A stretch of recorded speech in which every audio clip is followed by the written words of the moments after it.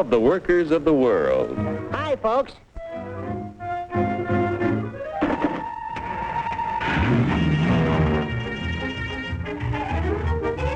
Joe's the king because he can buy more with his wages than any other worker on the globe.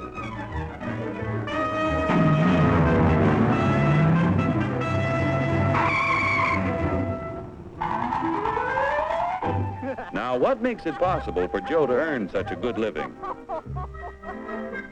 He's no smarter than workers in other countries. Are you kidding? He's no stronger than workers in other lands. Oh, yeah? Well, just watch me.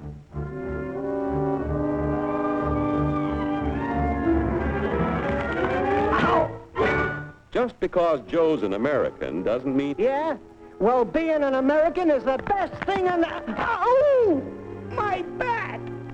Sure, being an American is great, but how could you be superior to any foreigner when you or your folks might be any one of a dozen different races or religions?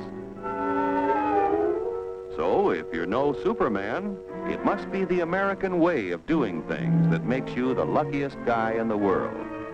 I don't think I'm so lucky. You don't? Well, let me show you.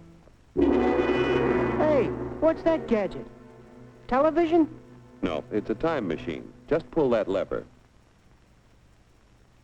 You'll see how people worked 100 years ago. Hey, this I like. Oh, that's too far back. Try again. We want to stop at 1850. Who's the character? That's your grandfather, Joe. Oh. He had to work 69 hours a week to earn a living because he had only inexpensive hand tools and his own strength to help him make things. Your grandfather was a powerful man, yet his strength equaled only 1/10 of a horsepower. You have hundreds of horsepower in this costly giant of a machine to multiply your strength and efficiency 1,000 times. This makes it possible for you to earn more than any worker in history.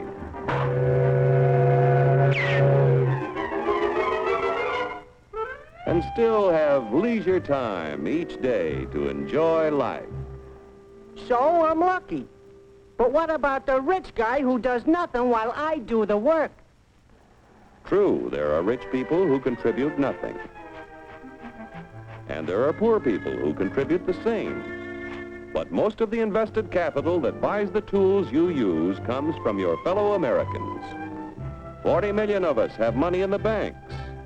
70 million of us own insurance policies.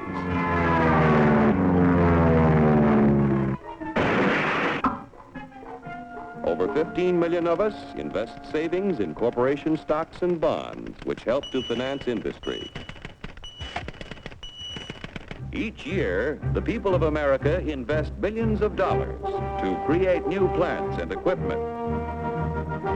This invested capital buys the tools which make a man's labor worth more because he produces more.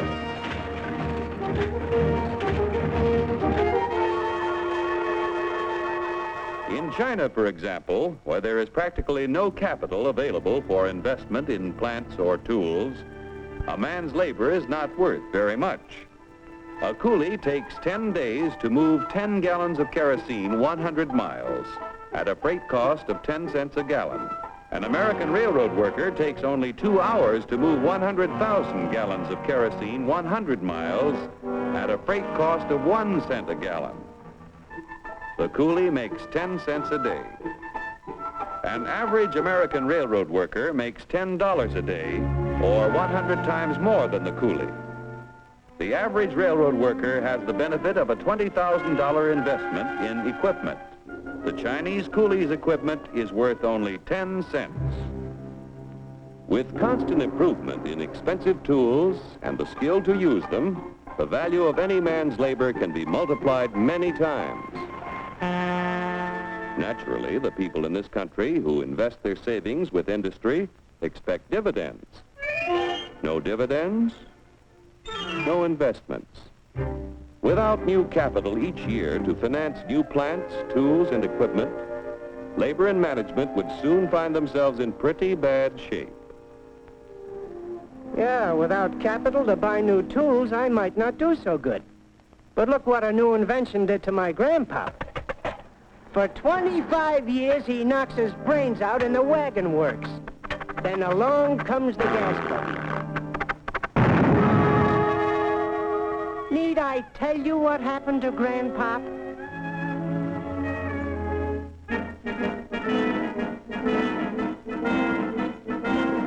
The history of our country proves that new inventions create thousands of jobs for everyone they displace.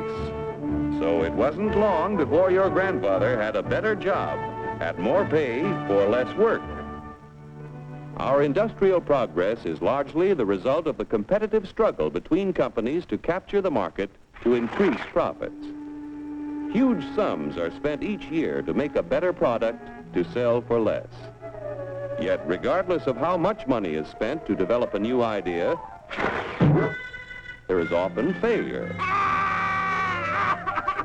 When research proves successful, everyone shares in the accomplishment. The business which fails to give the consumer as much value as a competitor gives often goes bankrupt.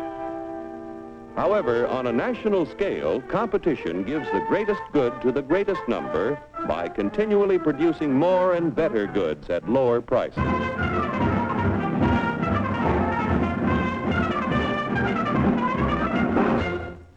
The American way of doing things makes it possible for more people to own their own homes.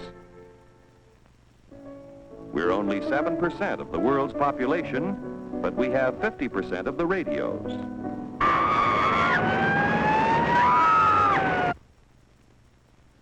We have 54% of the world's telephones.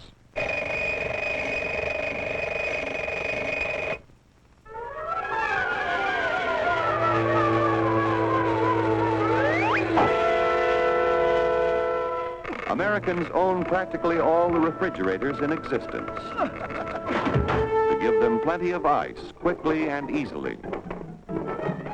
Bathtubs, we've got 92% of them.